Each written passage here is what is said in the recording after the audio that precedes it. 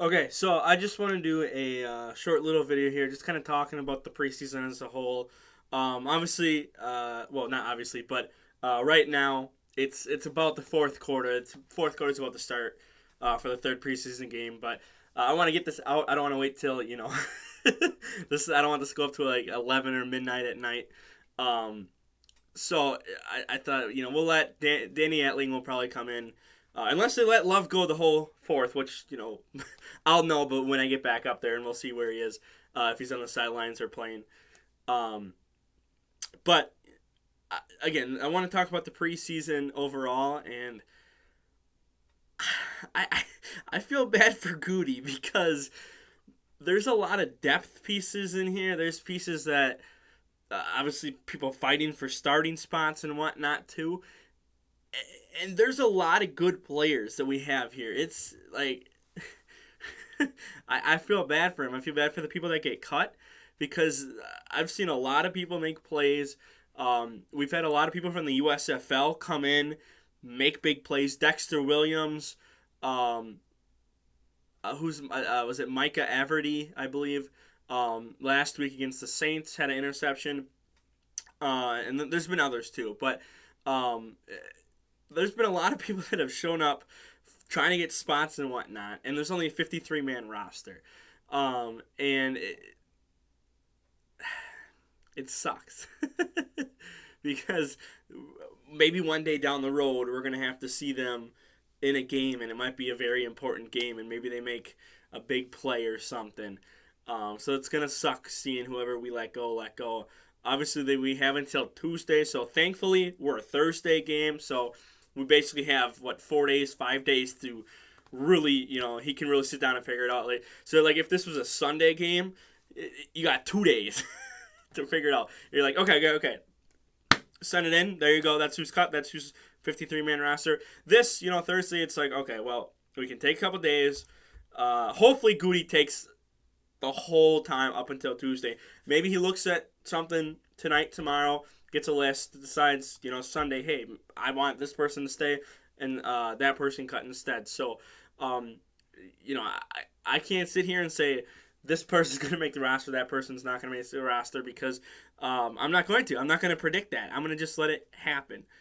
And we'll see who gets cut. We'll see who comes back in the practice squad, and we'll see who makes the 53-man roster, or the starting roster, or the 53-man roster, because I guess practice squad isn't a part of that. So, it's just I'm very interested to see a lot of running backs showing up. Wide receivers are. We'll see how Christian Watson does because obviously he didn't play tonight. So, wide receivers, there's a lot of battle for 3, 4.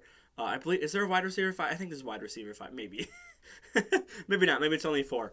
If there is 5, obviously 3, 4, and 5 need to get filled. Well, let's see. Watkins, Lazard, Cobb. Who am I? I'm missing someone. Am I?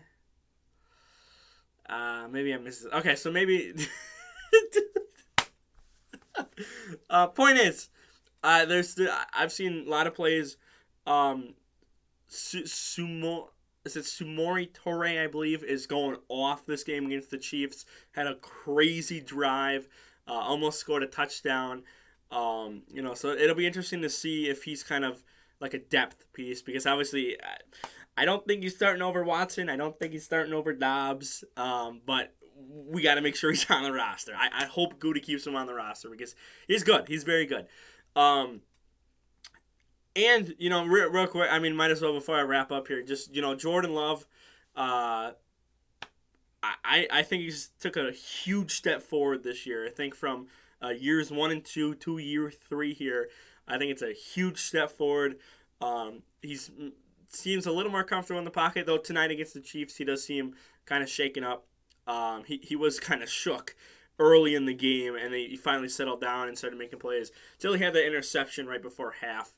But that was his first interception since the first preseason game. He did not throw one against the Saints, so he essentially had not a perfect night, but he had a great night against the Saints, and he had basically a almost flawless first half with that one blemish at the very end of the half. So, I think it's taking a big step. I think that the Packers are finally starting to see or show the world like, hey, like this is the reason we picked Jordan. He's a what are they called? I forget what they're called. It's common too. I can't remember. But he's a project. That's what it is. It's called. He's a project for down the line. With Rodgers, who knows how long he's gonna play. But you give Love 5, 6. Well, maybe not 6 years, but 4 years, 5 years. I think he can look even better. And if we need to, put him in. Hopefully he'll have experience in week 17, week 18. He'll get some experience there. Oh my God, I'm dying. But I think he's taking a huge step. So we'll see what happens from this point on, heading into the regular season, which is we're 2 weeks to the day. 2 weeks to the day. That's what it is. 2 weeks to the day from the Rams and Bills game. And then we're, what is that? Friday, Saturday, Sunday. So 17 days away from the Packers playing on that Sunday. We open up the season against the Vikings. So, hey, 17 days away. Again, very good preseason. I'll make a video on who got cut, who's on the roster, who's on the practice squad, and whatnot. So I am very interested to see what this roster is going to look like heading into this regular season. So for now, like the video, share the video around, don't forget to subscribe, and I'm out of here. Peace.